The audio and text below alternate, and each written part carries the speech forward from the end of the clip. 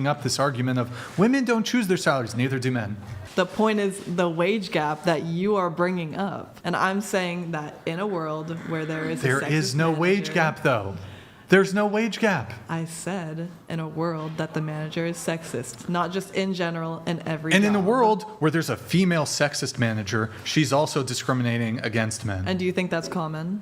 Yes. Women make up the majority of HR departments. They handle hiring. And you think men are discriminated against? Yes. Because they're not hiring. Have you heard of HR diversity, jobs? equity, and inclusion and affirmative action? Do these discriminate against women or against men? Diversity. DEI, it's diversity, equality, and inclusion. And then affirmative action.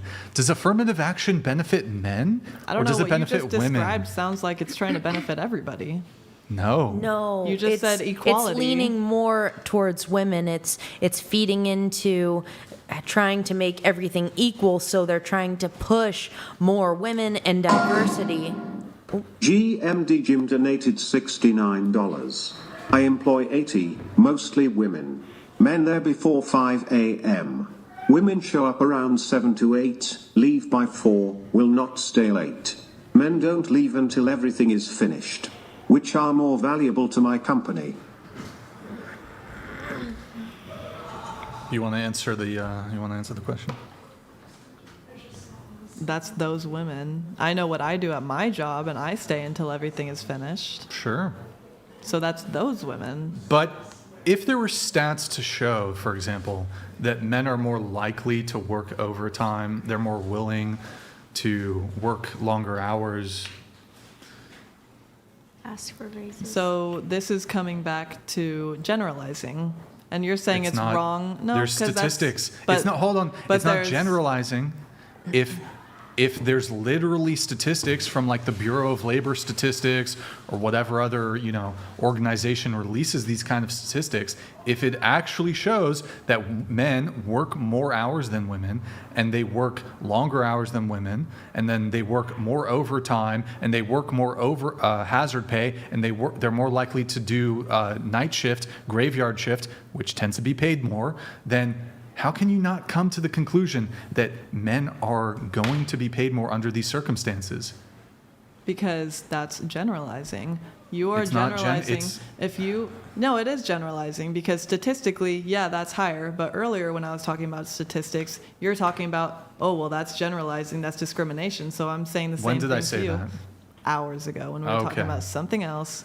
So How I'm about- talking about generalizing. You can't say that statistically because men do this more often that every man will do that, and you can't say statistically that because women will do it less often that not a single woman is going to work the graveyard shift or work the overtime. Women can work. I'm not saying that women can't or don't do that. Okay. They're less likely to. But so if you're hiring two people and you see same qualifications, you're going to hire the man because of the statistics. You don't think that's discriminatory? I did not say But that's that. your argument. That's not my argument at all. I'm saying why at the end of the day it could be the case. There's many factors that relate to the uncontrolled gender pay gap, and those are a few of them. Also, I actually am not sure if there would actually be anything wrong if knowing these things about how men and women tend to work differently. What would actually be wrong with that? Because that's generalizing. And What we've would- come to the conclusion that generalizing is wrong. Let me ask you a It's- question. You run a factory, Okay. and in this factory, you need to carry 100 pounds from point A to point B throughout an entire 8-hour work shift. You know that men are going to be able to do that better. It's going to save you money if you hire men. Maybe you pay the men a bit more, but they're going to be able to do the job better. They're less likely to get injured if they do it. Who do you hire? Probably the man. Okay. You are But what sexist. if- How so dare you? what if a woman- there are No. strong, independent boss bitches. So that's what I'm about to say. So what if a woman comes up and she's in the same interviewing for that job, and she says that she can do all of that? Are you just going to not believe her because she's a woman? If she can do it, Then fuck yeah, hire her. Sure. So what's the argument? What's the argument from you? We are Oh my agreeing right gosh, now. You are arguing for nothing. We are literally in agreement. Oh, jeez. Okay. How about this? Last thing. I actually think part of this, if there even is a pay gap, it's women's fault. Here's Yes. why. Here's why. Okay. They're dumb. Here's why. Check this out. So, let's say 50. Don't make me do all the talking right now. Yeah, let's hear from your friends. Okay. What percentage of women have her expectation that men should pay for first dates? You think it's 50%? I don't fucking know. I don't know. Well, do you think like 50% of women are conservative women? No. 40%? Probably, Okay. I don't know. Probably 30, 40.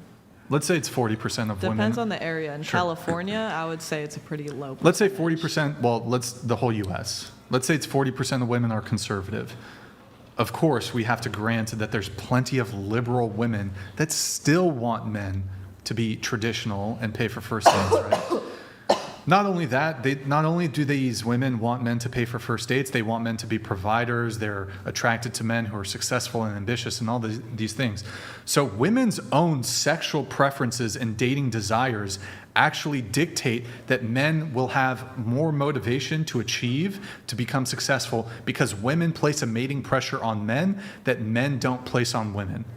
And so on this basis alone, I think it would explain away a supposed, again, I reject that there is a pay gap.